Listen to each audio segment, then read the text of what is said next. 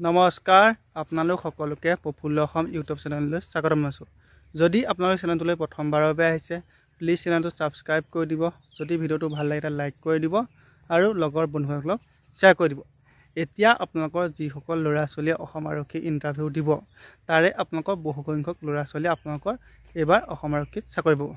কিয় এইবাৰ বহুত সংখ্যক ল'ৰা ছোৱালীয়ে অসম আৰক্ষীত চাকৰি পাব? এতিয়া আপোনালোকৰ প্ৰথম কথা হ'ল যিটো আপোনালোকৰ ইণ্টাৰভিউ হৈ গ'ল, ইণ্টাৰভিউটো আপোনালোকৰ কম্বাইণ্ড লেভেলত হৈছে। মানে আপোনালোকৰ ধৰি লওক এজন ল'ৰা বা এজনী ছোৱালীয়ে আপোনালোকৰ তেওঁ ছায়েন্স ষ্ট্ৰীমত তেওঁ হায়াৰ ছেকেণ্ডেৰী পাছ কৰিছে, তেতিয়া তেওঁ APR বাবে এপ্লাই কৰিছে, তাৰপিছত তেওঁ AB UB দুইটাতে এপ্লাই কৰিছে, আৰু যদি তেওঁ ড্ৰাইভিং লাইচেঞ্চ আছে তেতিয়া তেওঁ ড্ৰাইভৰ বাবে এপ্লাই কৰিছে। কিন্তু তেওঁ যি ফিজিকেল টেষ্ট হ'ল, ফিজিকেল টেষ্টটো তেওঁ এবাৰেই দিছে। যদি তেওঁ ভাল মাৰ্ক পাইছে ভাল হৈছে আটাইকেইটাৰ বাবে, যদি বেয়া মাৰ্ক পাইছে আটাইকেইটাৰ বাবে বেয়া হৈছে। এতিয়া আগতে হোৱাহেঁতেন আপোনালোকৰ APR বাবে বেলেগকৈ ইণ্টাৰভিউ হ'লহেঁতেন, তাৰপিছত আকৌ আপোনালোকৰ যি ড্ৰাইভাৰৰ বাবে বেলেগকৈ ইণ্টাৰভিউ হয়। কিন্তু এইবাৰ আপোনালোকৰ ইণ্টাৰভিউটো কম্বাইন হৈছে, আটাইকেইটাৰ লগতে হৈছে। গতিকে তেওঁ প্ৰিফাৰেঞ্চ দিছে। আপোনালোকৰ ধৰি লওক তেওঁ ফাৰ্ষ্ট প্ৰিফাৰেঞ্চ APR দিলে, ছেকেণ্ড প্ৰিফাৰেঞ্চ UB দিলে, থাৰ্ড প্ৰিফাৰেঞ্চ তেওঁ AB দিলে, আৰু ফ'ৰ্থ প্ৰিফাৰেঞ্চ ড্ৰাইভাৰ কনষ্টেবল দিলে। এতিয়া তেওঁ যি ৰিটেন টেষ্ট হ'ল, ৰিটেন টেষ্টটো আপোনালোকৰ কম্বাইন লেভেলতে হ'ব। তেওঁ ধৰি লওক 4টাতে ৰিটেন টেষ্ট দিলে পেলাই, কিন্তু তেওঁ চাকৰি এটা পাব। গতিকে তেওঁ আপোনালোকৰ যি 4টা পোষ্ট আছিলে 4টা পোষ্টৰ ভিতৰত এটা পোষ্টে ব্লক কৰি পেলাই আপোনালোকৰ 3টা পোষ্ট খালী হৈ ৰৈ গ'ল।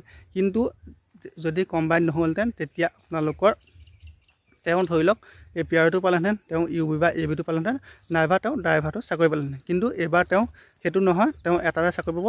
যিটো ফাৰ্ষ্ট প্ৰিফাৰেঞ্চ দিয়ে ফাৰ্ষ্ট প্ৰিফাৰেঞ্চ পাব। যদি ফাৰ্ষ্ট প্ৰিফাৰেঞ্চৰ যিটো আপোনালোকৰ তেওঁ ফাইনেল মাৰ্ক হ'ব সেইটো যদি কভাৰ নকৰে তেতিয়া তেওঁ ছেকেণ্ড প্ৰিফাৰেঞ্চটোৰ মতে চাকৰি পাব। গতিকে আপোনালোকে যদি ৰিটেন টেষ্ট দিবলৈ পায়, যদি ফিজিকেলৰ এটা কম নম্বৰ পাই যদি ৰিটেন টেষ্ট দিবলৈ পায়, তেন্তে আপুনি ইমান দুখ কৰিবলগীয়া কথা নাই, আপুনি চাকৰি এটাৰ ওপৰত বহুত বেছি চান্স আছে।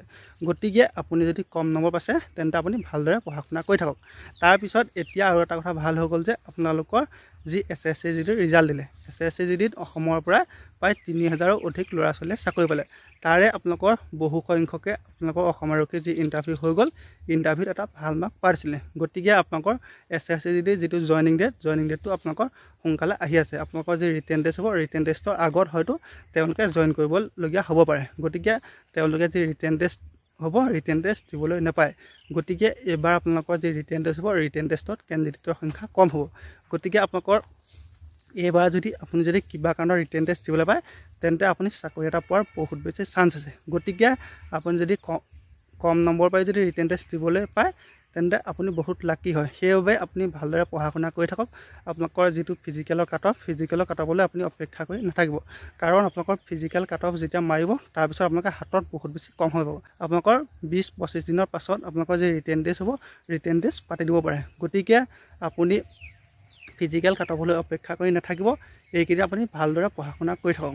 যদি আপুনি এটা চাকৰি ল'বলৈ ইচ্ছা আছে তেন্তে আপোনাৰ এতিয়া মেইন কাম হৈছে, আপোনাৰ মেইন লক্ষ্যটো হৈছে আপোনাৰ পঢ়া শুনা কৰা। গতিকে আপুনি এইকেইদিন ভালদৰে পঢ়া শুনা কৰি থাকক। বেলেগ কথা বাদ দিয়ক যে আপোনালোকৰ যি কাট অফ লিষ্ট মাৰে, কাট অফ লিষ্টত নাম আহে নাহে সেইটো আপুনি বাদ দিয়ক, মাত্ৰ ভালদৰে পঢ়া শুনা কৰি থাকক। ধন্যবাদ।